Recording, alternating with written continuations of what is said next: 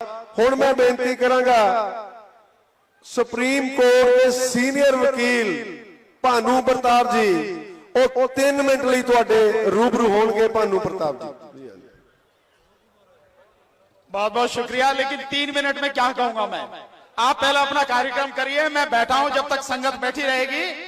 मैं उसके बाद अपनी बात कम से कम 10 मिनट लूंगा हाथ जोड़ के, नहीं तो मेरे आने का कोई मतलब नहीं है। या तो मैं अभी लेता हूं 10 मिनट।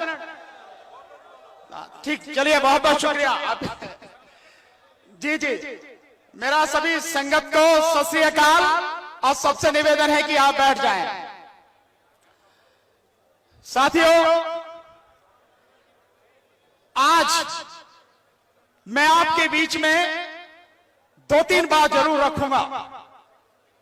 एक बात, 1947 के बाद पहली बार ऐसा हुआ है कि किसी भी आंदोलन को सुप्रीम कोर्ट की बार ने समर्थन किया हो। यह पहली बार देश की सुप्रीम कोर्ट की बार ने, हमारे जो अध्यक्ष हैं बार के, सुप्रीम कोर्ट बार के दुष्यंत दबे साहब, उन्होंने आपको सपोर्ट किया है और पूरी तरह से हम एडवोकेट आपके साथ में हैं। दूसरा, जो हमारी दिल्ली की बार काउंसिल है, 60,000 के लगभग एडवोकेट उसमें रजिस्टर्ड हैं।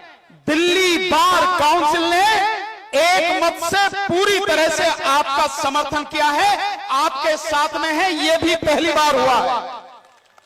तीसरा, हमारे एडवोकेट्स की जो हमारी बार है, अलग अलग बार की एक कोऑर्डिनेशन कमेटी है।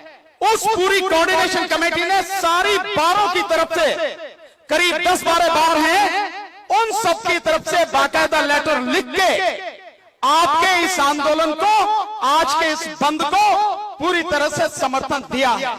और मैं यहां इसीलिए आपके बीच में हूं, पूरे वकील न केवल दिल्ली के, बल्कि मैं विश्वास दिलाता हूं कि धीरे धीरे पूरे देश के वकील इस आंदोलन में कंधे से कंधा और कदम से कदम मिलाकर आपके साथ में खड़े होंगे। जो आदेश आप करेंगे, जो बात आप कहेंगे, वही होगी, वही मानी जाएगी। उसके लिए हम सब आपके साथ में हैं। सोनिहाल, सत श्री अकाल। दूसरी बात साथियों, एक बात, कुछ लोगों को लगता है कि मोदी बहुत ताकतवर है और वो जो ठान लेता है वही करता है, झुकता नहीं है। लेकिन मैं आपको उसके झुकने के 2 उदाहरण बताऊंगा।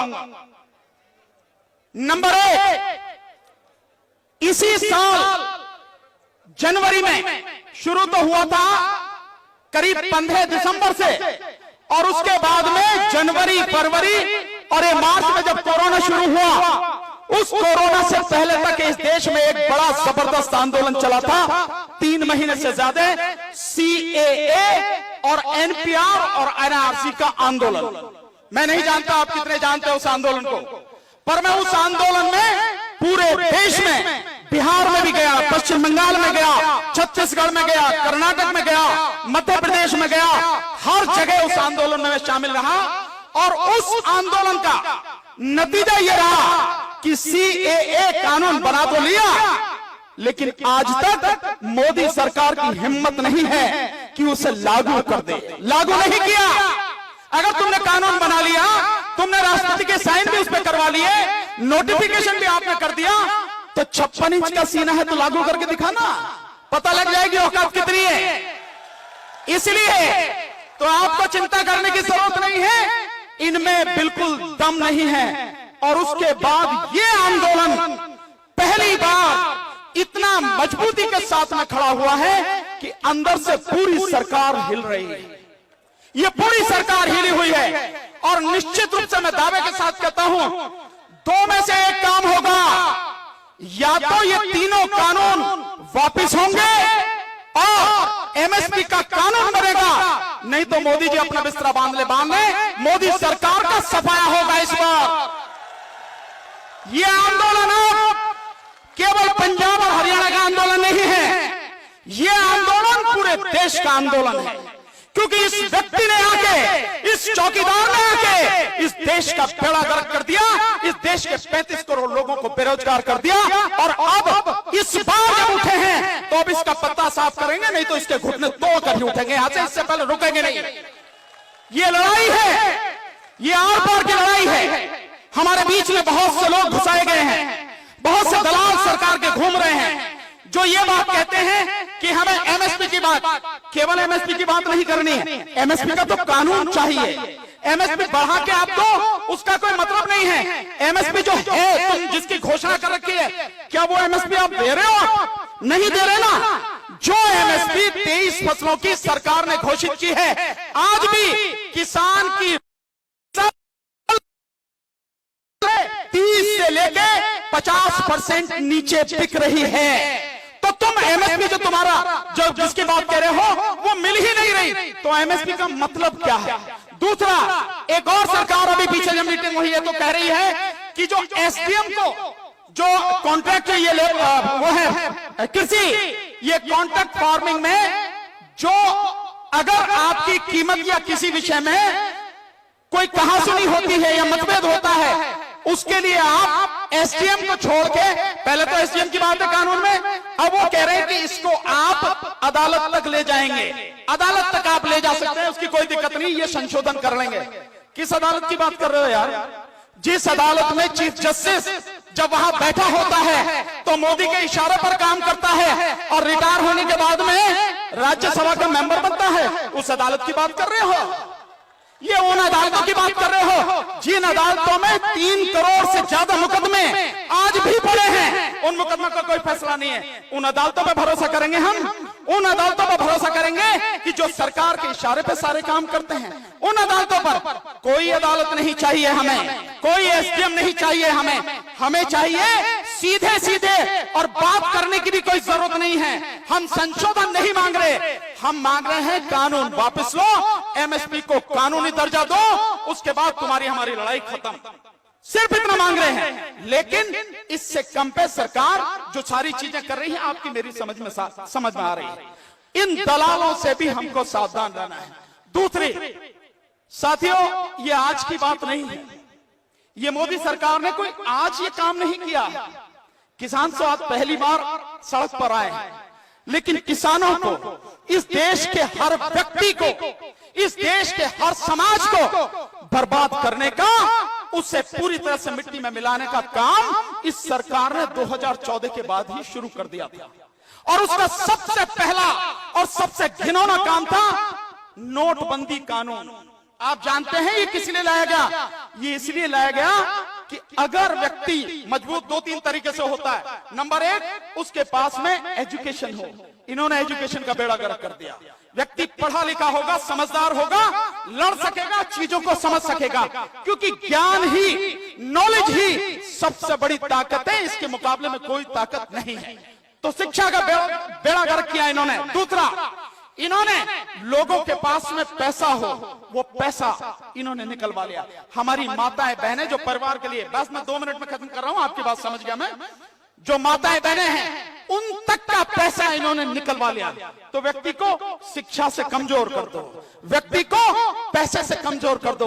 और आज की हालत यह है, सरकार अपने हिसाब से कहती है, अपने आप कह रही है, मैं नहीं कह रहा, मोदी सरकार कह रही है, 80 करोड़ लोगों को इस देश में 5 किलो अनाज, 1 किलो चना दे रही है। मतलब यह है कि 80 करोड़ लोगों को भिखारी इसी सरकार ने बना दिया। और अब ये सरकार किसानों को भी भिखारी बनाने पर तुली हुई है।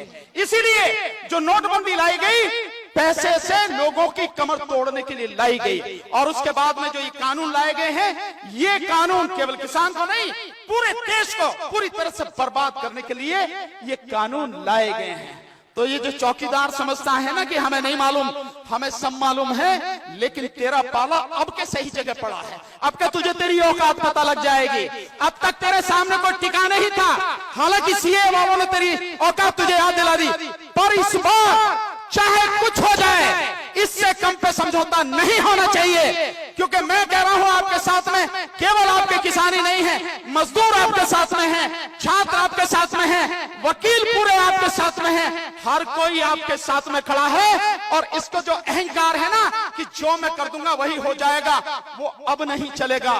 और चाहे तो कितनी भी कोशिश कर ले, एक सवाल से कह के एक बात कह के खत्म करूंगा। आपने कभी यह सोचा है कि देश के प्रधानमंत्री को देश की सेना को अपने हाथ में लेने की क्या जरूरत है? सोचा है कभी आपने? इसलिए क्योंकि अब तक संविधान के अनुसार देश के राष्ट्रपति सेना के तीनों अंगों के प्रमुख होते थे, लेकिन इसने क्या काम किया? सेना के तीनों अंगों के ऊपर एक of CDS chief of defence staff बना दिया, और जो इस समय जनरल बिपिन रावत है, और चीफ ऑफ डिफेंस स्टाफ को यानी सीडीएस को सीधे सीधे अपने प्रति उत्तरदायी बना लिया। इसका मतलब यह है कि जो चीफ ऑफ डिफेंस स्टाफ है वो राष्ट्रपति के प्रति जो है जवाबदेह नहीं है, वो प्रधानमंत्री के प्रति जवाबदेह है। इसका मतलब साफ हो गया, सेना सीधे सीधे प्रधानमंत्री ने अपने हाथ में ले ली। तो आप नहीं सोचेंगे, एक सवाल आपके मन में नहीं आना चाहिए कि प्रधानमंत्री को सेना सीधे अपने हाथ में लेने की क्या जरूरत है जब राष्ट्रपति के हाथ में है? तो इस तरह से एक तरह से संविधान खत्म कर दिया। बहुत सी बातें हैं, बहुत लंबी बातें हैं, कभी मौका आपने फिर दिया, निश्चित रूप से आपके बीच में एक एक करके सारी चीज इस 56 इंची चौकीदार की आपको बताऊंगा और गिनाऊंगा आपको, और आपके साथ हर समय कदम से कदम मिलाकर रहेंगे। हम सब लोग आपके साथ में रहेंगे। लड़ाई को लड़िए, पूरी ईमानदारी से लड़िए, और जीत कर ही यहां से उठेंगे। हालांकि मेरा एक मानना था, और मैं हमेशा, हम लोग लगातार उसके लिए आंदोलन कर भी रहे हैं। इस आंदोलन में अगर ईवीएम भी जुड़ जाता, ईवीएम भी इस आंदोलन में जुड़ जाता, तो इस आंदोलन का आधार इतना व्यापक हो जाता कि इसके घुटने टूटने जरूरी थे, और बहुत जल्दी टूटते। कोई बात नहीं, हम लोग ईवीएम का आंदोलन कर रहे हैं, क्योंकि आप माने ना माने, लेकिन चौकीदार जो बैठा है प्रधानमंत्री बनके, ईवीएम से हमारी वोटों को लूट कर ही ये यहाँ पे प्रधानमंत्री बना बैठा।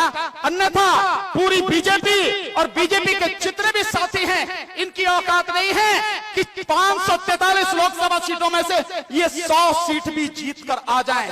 देश का 20% व्यक्ति इनके साथ में है, 80% इनके विरोध में है। इसलिए हमको संभल के चलना है, बहुत धैर्य से चलना है। जैसे हमारे किसान नेता हमें आदेश देते रहे, उनका सम्मान करते हुए चलना है। बहुत बहुत शुक्रिया। संगत ने मुझे समय दिया, मंच पर बैठे सभी साथियों ने मुझे समय दिया। मेरी बात ध्यान से सुनी, आपके बीच में जब आऊंगा फिर भी अपनी बात रखूंगा। बहुत बहुत शुक्रिया। जो बोले सो निहाल, सत श्री अकाल।